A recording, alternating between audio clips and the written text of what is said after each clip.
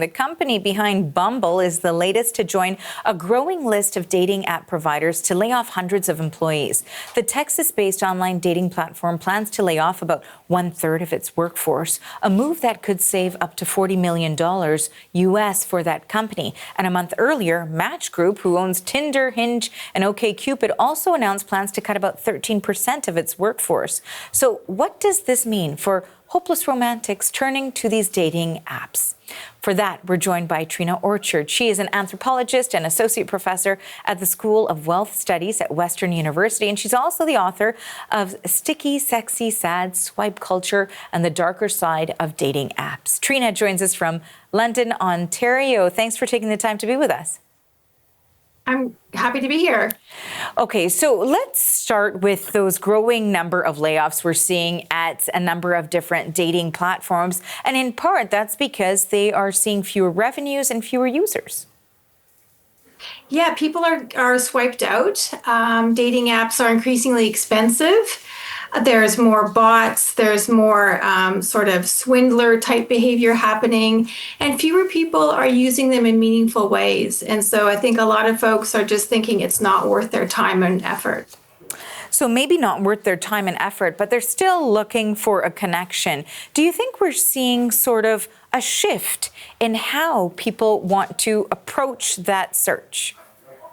Yeah, absolutely, especially post-pandemic. People are pretty hungry for person-to-person interactions, and younger generations don't have a lot of experience in that particular way of interacting, but they're hungry to learn, and they're increasingly the ones who are putting down the dating apps more so than older generations. And so in terms of sort of that hunger to find a different path to find love, what are we seeing an increase in? Where are people going then? So there's a whole lot of options that people can choose instead of dating apps. And that includes things like speed dating, running clubs are sort of the new dating app in a lot of ways. There's also dating coaches. We see different AI platforms being used as well. People are going to parties where they can pitch their friends. So there's lots of alternatives that are emerging.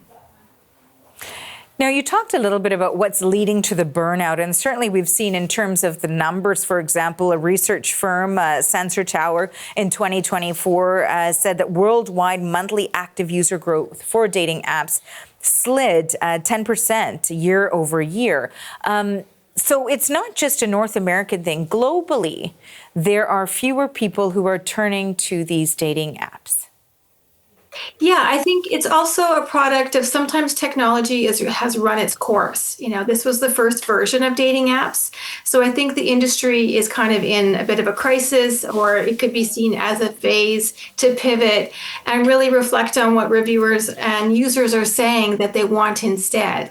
So it's not necessarily the end of dating apps, but it's really up to the companies whether or not they're willing to be flexible in adapting their product.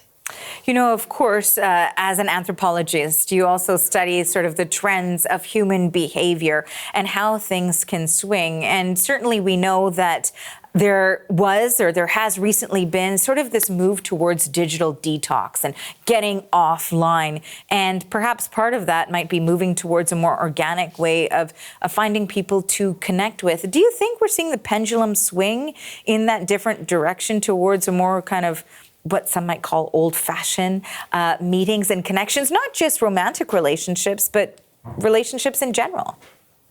Yeah, and again, especially post-pandemic, I think that was a real motivator. We were very lonely and locked up and isolated during that time, relying so much on technology. And I think we have a lot of evidence in our own personal lives about the negative impact that a lot of digital dependency and social media use can bring. And so people are wanting to sort of push back against that and look at more analog ways of connecting. So do you think this is sort of going to be a long-term change or shift that we might see? I think it will be. I think dating apps are going to be around for a while, but only if the companies sort of pivot and sort of respond to what users think. I think AI is going to be increasingly part of our romantic landscape, but then I also think that the more traditional or old-fashioned way of doing things is also here to stay. So people have a wealth of choice actually now. Trina, I want to thank you for your thoughts on this today. We appreciate your time. My pleasure. That was Trina Orchard. She's the author of Sticky, Sexy, Sad, Swipe Culture, and the Darker Side of Dating Apps. Thanks for your time.